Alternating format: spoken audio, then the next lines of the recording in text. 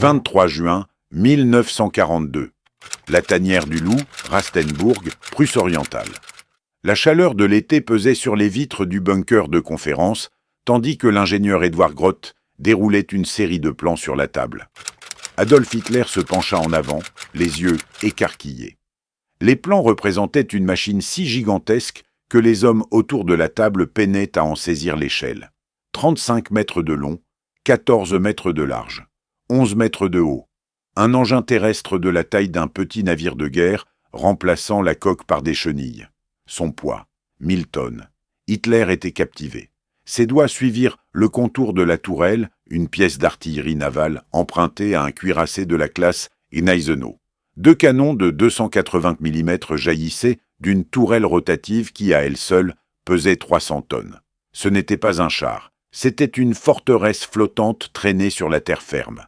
Et l'homme qui l'avait imaginé n'était pas un bricoleur farfelu dans son garage.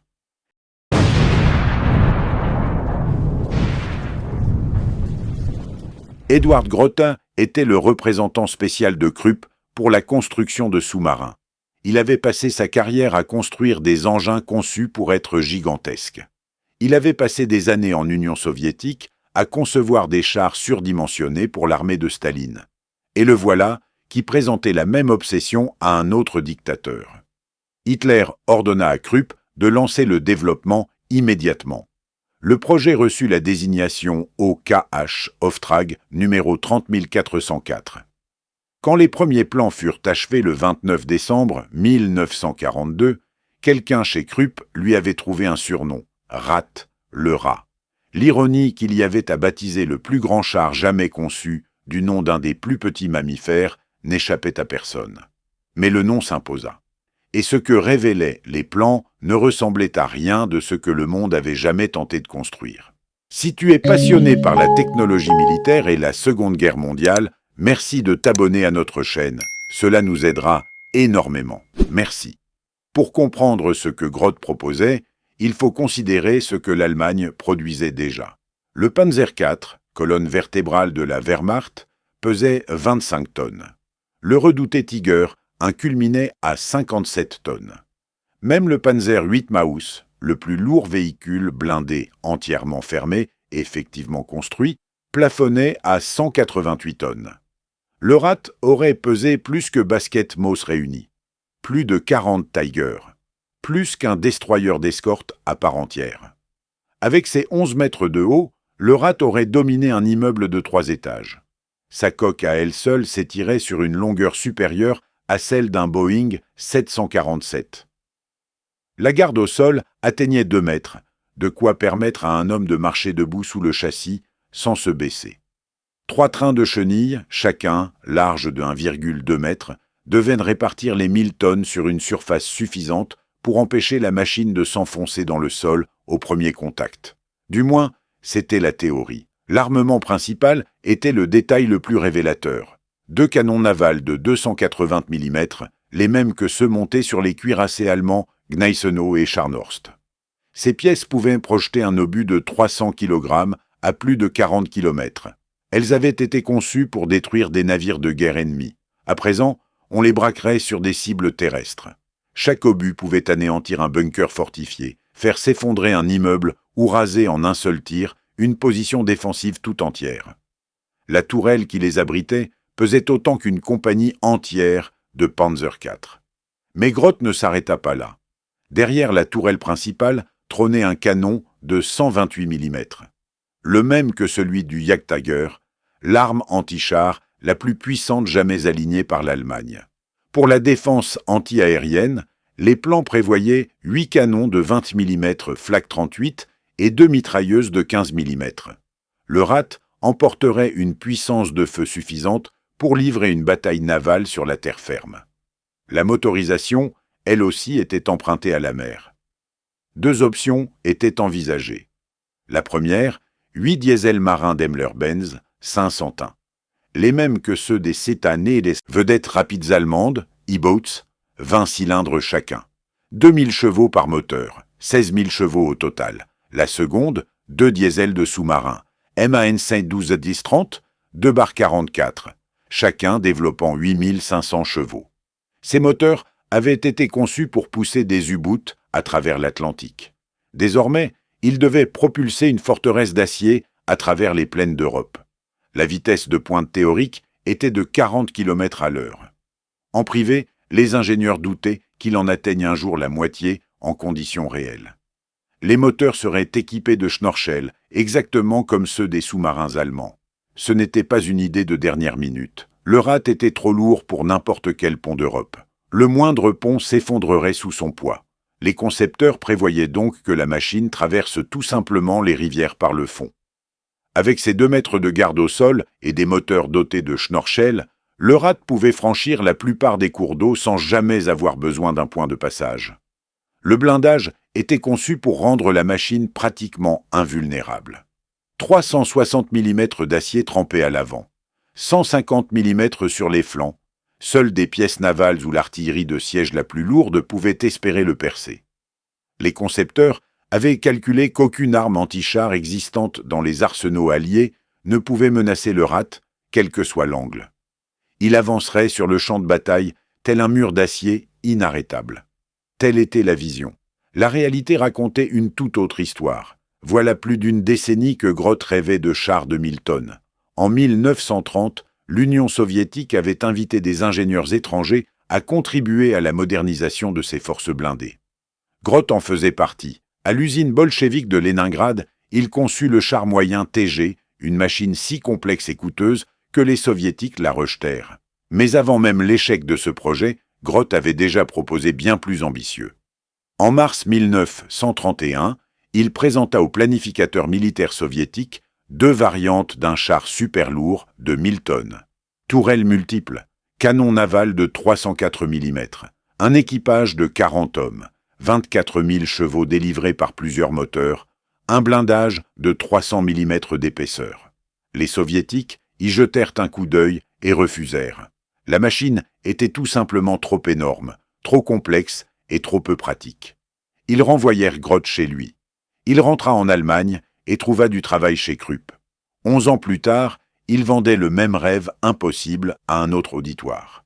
Cette fois, quelqu'un accepta.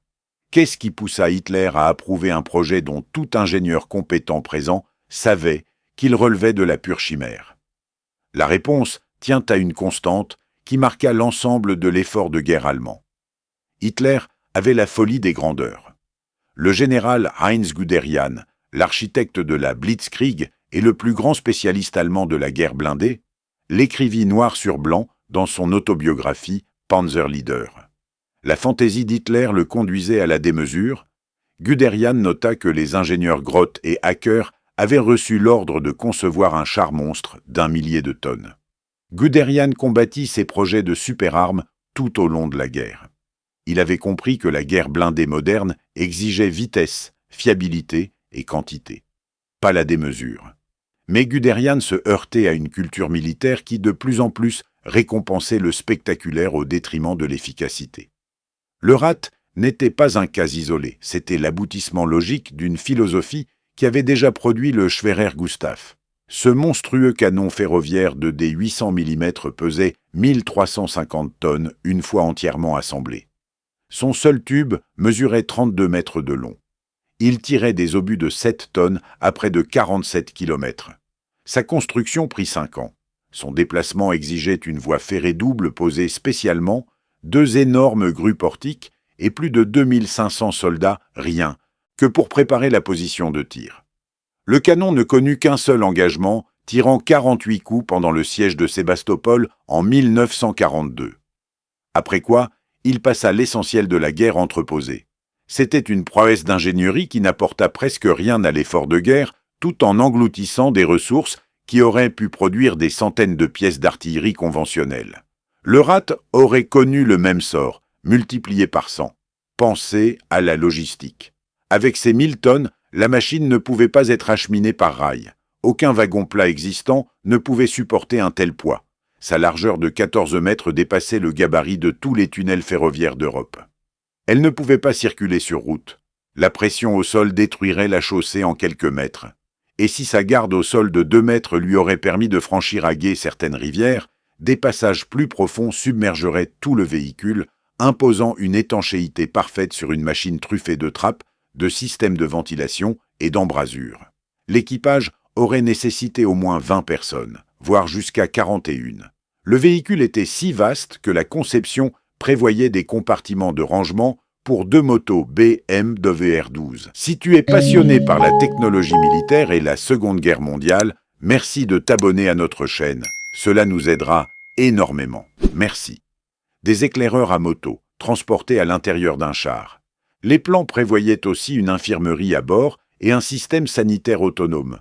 Ce n'était plus un char, c'était une garnison mobile. Imaginez ce qu'il faudrait réellement pour l'approvisionner et le faire fonctionner. 16 000 chevaux de moteur diesel consommant du carburant à des cadences prévues pour des navires. Le RAT engloutirait des centaines de litres par heure en conditions normales. Au combat, moteur à pleine puissance, la consommation s'envolerait. Et le carburant, c'était justement ce qui manquait à l'Allemagne. Dès 1943, les bombardements alliés visaient déjà les usines allemandes de carburant synthétique. En 1944, les pénuries de carburant allaient paralyser l'ensemble de la Wehrmacht. En décembre 1944, pendant la bataille des Ardennes, son fer de lance blindé le plus puissant a été abandonné parce que ses chars étaient tombés en panne sèche. Des panzers de 57 tonnes ont été laissés à l'abandon dans des champs belges, réservoirs à sec. Imaginez ce qu'il en coûterait de garder dans ces conditions une machine de 1000 tonnes alimentée en carburant. Et l'entretien. Le char Tiger exigeait déjà des véhicules de dépannage spécialisés et des mécaniciens chevronnés pour des réparations de routine. Quand un Tiger perdait une chenille, il fallait mobiliser toute une compagnie du génie. Qu'un rat perde une chenille, chacune large d'1,20 m et supportant plus de 300 tonnes. Et c'était la catastrophe, nécessitant un matériel qui, tout simplement, n'existait pas. Il n'existait en Europe aucune grue capable de soulever, en zone de combat, un élément de plusieurs centaines de tonnes. La moindre panne immobiliserait le rat à jamais. Mais le problème le plus dévastateur, c'était celui qui allait condamner toutes les super-armes allemandes. Sa vulnérabilité aux attaques aériennes. Dès 1942, la puissance aérienne alliée se renforçait chaque mois. Les Britanniques avaient montré à El Alamein que même des chars classiques pouvaient être détruits par des chasseurs bombardiers. Une machine de 35 mètres de long et 11 mètres de haut, avançant au maximum à 40 km à l'heure en rase campagne, se verrait à 20 km. Elle ne pourrait pas se cacher derrière un bâtiment, elle ne pourrait pas se dissimuler sous des arbres, elle ne pourrait pas rentrer dans une grange, elle était plus chaude que la plupart des granges. Elle ne pourrait distancer aucun appareil volant. Une simple escadrille de Hawker Typhoon ou de République P-47 chargée de roquettes et de bombes transformerait le rat en monument en flammes à la démesure. En 1944, les chasseurs bombardiers alliés détruisaient, avec une régularité dévastatrice, de simples Panzer IV et des Tiger. Dans le seul mois qui a suivi le débarquement, les appareils alliés ont détruit plus de 500 chars et véhicules blindés allemands. C'étaient des engins longs de 6 mètres et pesant 50 tonnes. Ils pouvaient se cacher dans les forêts, se garer derrière des bâtiments, se déplacer à la faveur de la nuit. Le rat, lui, ne pouvait rien de tout cela. Les 8 canons anti-aériens sur son toit n'y changeraient rien. Les Alliés avaient appris à neutraliser la DCA avant d'attaquer des cibles au sol. Une machine de 1000 tonnes, qui demandait des mois de construction, pouvait être détruite en quelques minutes par des avions ne coûtant qu'une fraction de son prix. Un simple coup, au but chanceux sur le système de ventilation des moteurs ou sur les compartiments de stockage du carburant, aurait été catastrophique. Le rat n'avait rien d'invincible. C'était la plus grande cible qu'on ait jamais exposée sur un champ de bataille. Tout le monde, en Allemagne, n'était pas aveugle à ces réalités.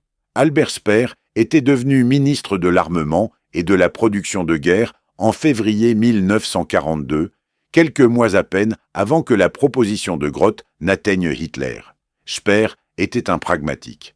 Il avait compris que l'Allemagne perdait déjà la guerre de production. Les usines américaines sortaient des chars Sherman à près de 2000 exemplaires par mois. Les usines soviétiques, déplacées au-delà de l'Oural, produisaient des T-34 par milliers. La capacité industrielle britannique montait en puissance jour après jour. L'Allemagne ne pouvait pas rivaliser. Chaque tonne d'acier détournée vers un projet chimérique était une tonne d'acier qui ne deviendrait pas un Panzer IV éprouvé ou un Tiger. Speer a examiné les besoins du Rat et a fait ses comptes. Rien que pour l'acier, 300 tonnes d'acier trempé pour les systèmes d'armes, 200 tonnes pour la coque et la structure, 100 tonnes pour les chenilles et les organes mécaniques. Un seul Rat consommerait assez d'acier pour construire environ 17 Tiger. Les 8 moteurs de sous-marins détourneraient des composants cruciaux du programme des U-Boot, au moment même où Karl Dönitz réclamait davantage de submersibles pour étrangler les lignes d'approvisionnement alliées. Les ouvriers spécialisés nécessaires à la fabrication des pièces de précision du Rat étaient les mêmes que l'on réclamait désespérément dans les usines aéronautiques pour contrer l'offensive grandissante des bombardiers alliés. Début 1943, Speer a annulé le projet. Aucun prototype n'avait été construit, aucun châssis n'avait été mis en chantier. Le Rat n'existait que sous la forme de plans techniques, classés sous la désignation E300 1404-1. Les plans ont été archivés. Le rêve était mort. Avec le Rat, Speer a également annulé un projet connexe encore plus absurde, le Landkreuzer P 1500 Monster. Cette machine aurait pesé 1500 tonnes et aurait porté le canon de 800 mm Schwerer Gustav sur une plateforme chenillée mobile. Il aurait fallu plus de 100 hommes d'équipage. À côté, le Monster faisait presque passer le Rat pour modeste. Ironie du sort, un élément du projet Rat, lui, alla jusqu'au bout.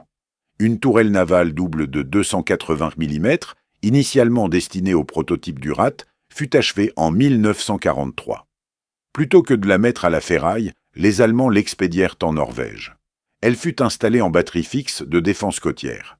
La tourelle qui était censée sillonner les champs de bataille a terminé la guerre, boulonnée sur une embase de béton et tournée vers la mer. Elle n'a jamais tiré un seul coup au combat. Pendant que le Rat prenait la poussière dans des classeurs, la vraie guerre se jouait avec des machines qui incarnaient la philosophie inverse. Le T-34 soviétique pesait 32 tonnes. Simple, fiable, il fut produit en des quantités qui submergèrent les défenses allemandes. Plus de 84 000 furent y construits pendant la guerre. Une seule usine soviétique à Nijni Tagil produisit en 1943 davantage de T-34 que l'Allemagne n'en fabriqua de chars tout types confondus. L'M4 Sherman américain pesait 33 tonnes. Ce n'était pas le meilleur char sur le champ de bataille, mais les usines américaines en sortirent près de 50 000. Lorsqu'un Sherman était mis hors de combat, un autre sortait de la chaîne pour le remplacer en quelques heures. Quand 10 étaient détruits, 10 autres arrivaient sur le prochain navire de transport. L'acier nécessaire à la construction d'un Rat aurait permis de fabriquer environ 30 Sherman. 30 chars que l'on pouvait déployer chacun sur un secteur différent du front. 30 chars que des mécaniciens ordinaires pouvaient entretenir, 30 chars capables de franchir des ponts, de rouler sur les routes et de se dissimuler aux avions. Les mathématiques de la guerre industrielle étaient impitoyables. En 1944, l'Amérique produisait un nouvel avion toutes les 5 minutes. Un nouveau char toutes les 7 minutes. Un nouveau navire chaque jour. Les Alliés ne construisaient pas des armes miracles. Ils produisaient des quantités écrasantes d'armes suffisamment efficaces et ensevelissaient l'ennemi sous la masse. Un Rat, fût-il engagé sur un seul champ de bataille, n'aurait pas changé cette équation. Il aurait été une cible spectaculaire pour une aviation à court de cible. L'expérience allemande l'a démontré. Le char Tigre fut sans doute le meilleur char lourd de la guerre. Mais avec ses 57 tonnes, il mettait déjà à rude épreuve la logistique allemande. Les Tigres tombaient sans cesse en panne. Leur transmission cédait. Leur consommation de carburant était énorme. Les engins de dépannage capables de remorquer un Tigre immobilisé étaient rares. Lorsqu'un Tigre tombait en panne derrière les lignes ennemies, il était généralement perdu à jamais.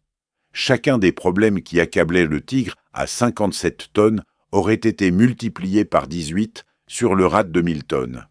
Si l'Allemagne n'arrivait pas à maintenir en service des Tigres de 57 tonnes, quelle chance avait un cuirassé terrestre de 1000 tonnes?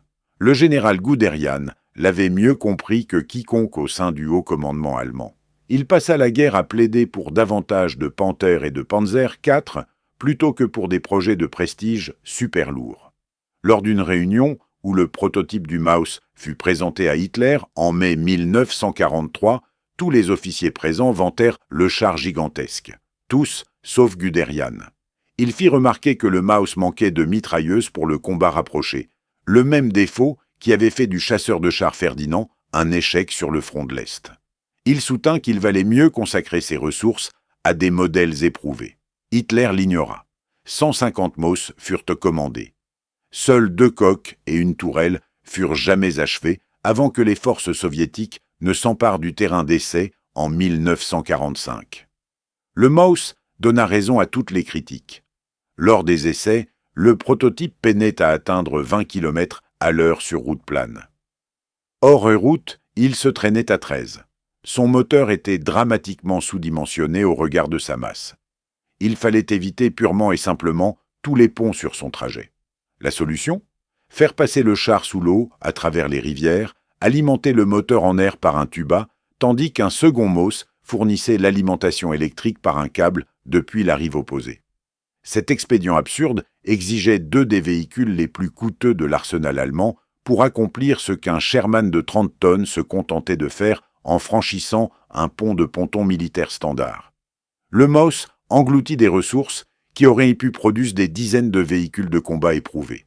Il ne participa à strictement aucune bataille, et il ne pesait qu'un 1/5 de ce qu'aurait pesé le Rat. Ce schéma se répéta dans l'ensemble de l'effort de guerre allemand. Le programme des fusées Sankpar-II engloutit des milliards de Reichsmark et employa 60 000 ouvriers. Il fit davantage de morts parmi les travailleurs esclaves pendant la production que parmi les soldats alliés au combat. Le chasseur à réaction. Me 262 était une merveille technologique arrivée trop tard, en trop petit nombre, et dotée de moteurs si peu fiables qu'il lâchait au bout d'une douzaine d'heures de fonctionnement. L'Allemagne courait après les miracles au lieu de produire des solutions concrètes. Le Rat n'était que l'expression la plus extrême de cette habitude funeste. Le Rat n'alla même pas jusque-là.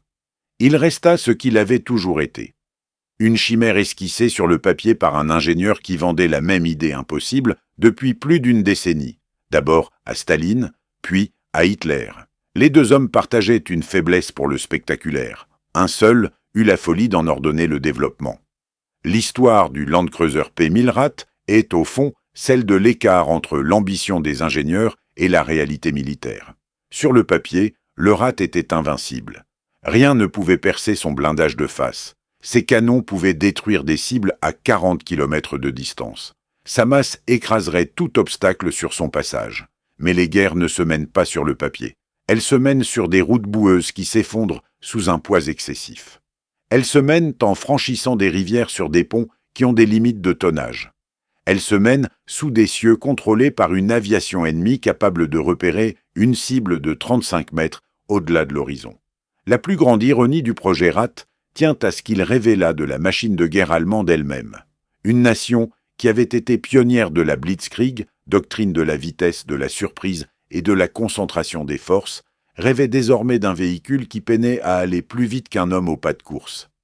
Une armée qui avait conquis la France en 6 semaines avec des divisions de panzers légères et rapides, concevait désormais une forteresse sur chenilles qui prendrait des semaines pour être déployée sur une seule position. La philosophie qui avait valu à l'Allemagne ses premières victoires avait été abandonnée au profit de solutions de force brute qui faisaient fi de toutes les leçons de la guerre moderne. Albert Speer, malgré ses crimes et sa complicité avec le régime, prit la bonne décision en enterrant le projet.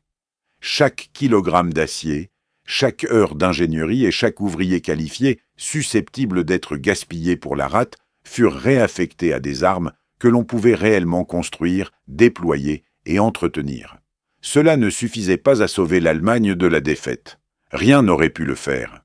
Mais cela évita de dilapider des ressources irremplaçables dans une machine qui aurait été obsolète dès sa sortie de chaîne. Le Landkreuzer P-1000 Rat ne fut jamais construit. Aucun prototype ne fut achevé. Aucun châssis ne fut mis en chantier. Aucune chenille ne fut forgée. Il n'exista que sous forme de plan dans un tiroir et de rêves fiévreux dans l'esprit d'hommes persuadés que la taille, à elle seule, pouvait gagner une guerre. Mais la rate nous dit quelque chose d'important sur la manière dont les guerres se perdent. pas seulement sur les champs de bataille, mais aussi dans les salles de réunion où les dirigeants préfèrent le fantasme à la réalité. Hitler approuva l'Arat le même été où l'armée rouge saignait la Wehrmacht à blanc à Stalingrad. Il en ordonna le développement tandis que les chantiers navals américains lançaient des Liberty Ships au rythme de 3 par jour. Il rêvait d'un cuirassé terrestre de 1000 tonnes pendant que ses commandants de chars imploraient des pièces détachées et du carburant pour les machines qu'ils avaient déjà. L'acier, les moteurs, les ingénieurs qualifiés, les heures de conception, chaque ressource engloutie dans la rate et ses projets connexes était une ressource soustraite à des armes qui auraient pu faire une différence. Pas de quoi changer l'issue de la guerre. Rien n'aurait pu la changer. Mais assez pour révéler le fossé fondamental entre ce que voulaient les dirigeants allemands et ce dont les soldats allemands avaient besoin. Les hommes du front avaient besoin de plus de Panzer IV dotés de transmissions fiables. Ils avaient besoin de carburant pour les chars qu'ils possédèrent déjà. Il leur fallait des pièces de rechange et des mécaniciens formés. Au lieu de cela, leurs dirigeants rêvaient de construire un cuirassé sur chenille. Le char de 1000 tonnes demeure le véhicule blindé le plus ambitieux de l'histoire. Et l'exemple le plus éclatant de l'histoire de ce qu'une ambition dépourvue de sens pratique ne produit que des plans hors de prix. L'Arat ne quitta jamais sa cage, et la guerre fut gagnée par les machines qui, elles, étaient au rendez-vous.